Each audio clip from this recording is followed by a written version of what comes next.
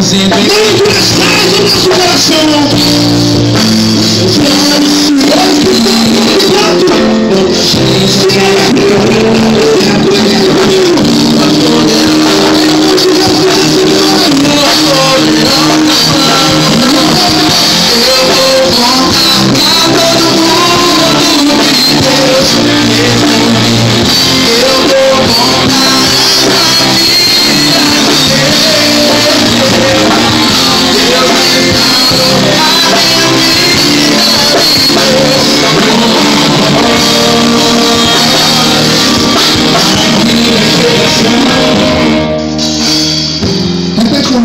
Diga assim, Senhor Jesus, vocês estão aqui à frente.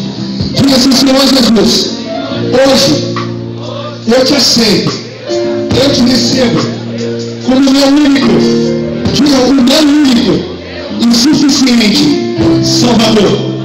Diga, perdoa os meus pecados e escreve o meu nome no livro da vida, e que nunca mais o meu nome seja apagado no livro da vida.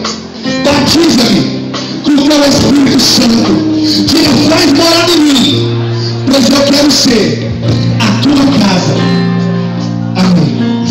Amém. Vamos fazer isso agora. Vocês que estão aqui na congregação, estendem as mãos para cá, por favor. Senhor Jesus, nós abençoamos essas vidas, esses homens, essas mulheres, esses jovens. Eu não conheço, mas o Senhor conhece. Que a tua palavra nos diz que nós somos nascidos de fome dentro do útero da nossa mãe. E ali o Senhor já viu nos escolhido, ali o Senhor já nos viu, ali o Senhor já conversava conosco. Deus, em nome de Jesus, abençoe esse homem, abençoe esse jovem, essa mulher. Que em nome de Jesus, eles sejam cheios do Espírito Santo e que eles sejam poderosos armas para a sua vida. No nome de Jesus. Amém.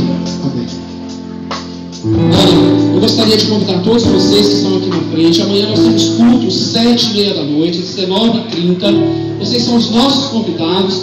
Se essa igreja não é a igreja mais próxima da sua casa, existe uma igreja evangélica próxima da sua casa, estamos convidando vocês para participar dos cultos. Escola Bíblica Dominical às 9 horas. Amanhã não teremos a nossa Escola Bíblica Dominical, mas as demais igrejas evangélicas da cidade têm Escola Bíblica Dominical às 9 horas.